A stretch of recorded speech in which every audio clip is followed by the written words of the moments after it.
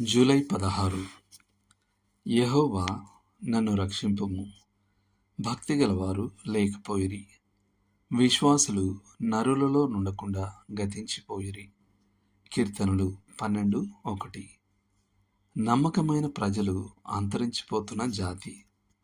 వారు మానవ జాతి నుండి వేగంగా కనుమరుగవుతున్నారు. దావీదు తన కాలంలో వారి అదృశ్యం గురించి దుఃఖిస్తే, ఈరోజు ఆయన జీవిస్తే ఎలా భావించేవాడో అని మనం తప్పక ఆశ్చర్యపోతాం. మనం నమ్మకమైన వ్యక్తి గురించి మాట్లాడినప్పుడు నమ్మదగిన, విశ్వసనీయమైన, ఆధారపడదగిన వాని గురించి మాట్లాడుతున్నాం.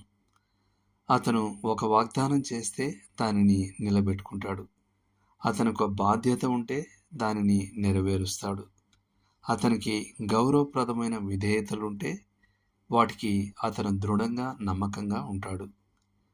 నమ్మకం లేని వ్యక్తి ఒక నిర్ణయం చేసుకొని దానిని పాటించడంలో విఫలమవుతాడు, లేదా క్షమించరాని విధంగా ఆలస్యంగా వస్తాడు. అతను ఒక సండే స్కూల్ బోధించడానికి అంగీకరిస్తాడు. అయినప్పటికీ తాను హాజరు కాలేనప్పుడు ఒక ప్రత్యామ్నాయాన్ని ఏర్పాటు చేయడంలో విఫలమవుతాడు. మీరు అతనిపై ఎన్నడూ ఆధారపడలేరు. అతని మాటకు విలువ లేదు. సొలొమోను శ్రమకొలిమిలో విశ్వాసఘాతకుని ఆశ్రయించుట విరిగిన పళ్లతోనూ కీలు వసిలిన కాలుతోనూ సమానము అని చెప్పడంలో ఆశ్చర్యం లేదు. సామెతలు 25:19. దేవుడు నమ్మకమైన పురుషులు, స్త్రీల కోసం చూస్తున్నాడు. ఆయన తన ప్రయోజనాల పట్ల శ్రద్ధ వహించడంలో నమ్మకంగా ఉండే గృహ నిర్వాహకులను కోరుకుంటున్నాడు. కొరింథీయులకు రాసిన మొదటి పత్రిక 4వ అధ్యాయం 2వ వచనం. క్రైస్తవ విశ్వాసం యొక్క గొప్ప సత్యాలను అందించడంలో నమ్మకంగా ఉండే బోధకులను ఆయన కోరుకుంటున్నాడు. తిమోతికి రాసిన 2వ పత్రిక 2వ అధ్యాయం 2వ వచనం. ప్రభు అయిన యేసు పట్ల నమ్మకంగా ఉండి ఆయన తిరస్కారాన్ని పంచుకొని సిలువను మోసే విశ్వాసులను, ప్రజలను ఆయన కోరుకుంటున్నాడు. ఆయన ప్రేరేపిత, నిర్దోషమైన, తప్పిపోని వాక్యానికి రాజీ పడకుండా విధేయత చూపే ప్రజలను ఆయన కోరుకుంటున్నాడు. మతపరమైన జిప్సీల వలె సంఘం నుండి సంఘానికి తిరగకుండా స్థానిక సంఘానికి నమ్మకంగా ఉండే క్రైస్తవులను దేవుడు కోరుకుంటున్నాడు. ఇతర విశ్వాసుల పట్ల నమ్మకంగా, అలాగే రక్షణ పొందని వారి పట్ల కూడా నమ్మకంగా ఉండే పరిశుద్ధులను దేవుడు కోరుకుంటున్నాడు. అన్ని ఇతర సద్గుణాలలో వలె ప్రభు అయిన యేసు దీనిలో మనకు మహిమాన్వితమైన ఉదాహరణ. ఆయన నమ్మకమైన సత్యసాక్షి. ప్రకటన 3:14.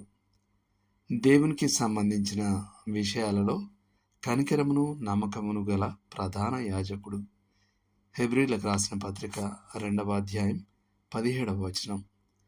మన పాపాలను క్షమించడానికి, సమస్త దుర్నీతి నుండి మనల్ని శుద్ధి చేయడానికి ఆయన నమ్మదగిన వాడును, నీతిమంతుడును.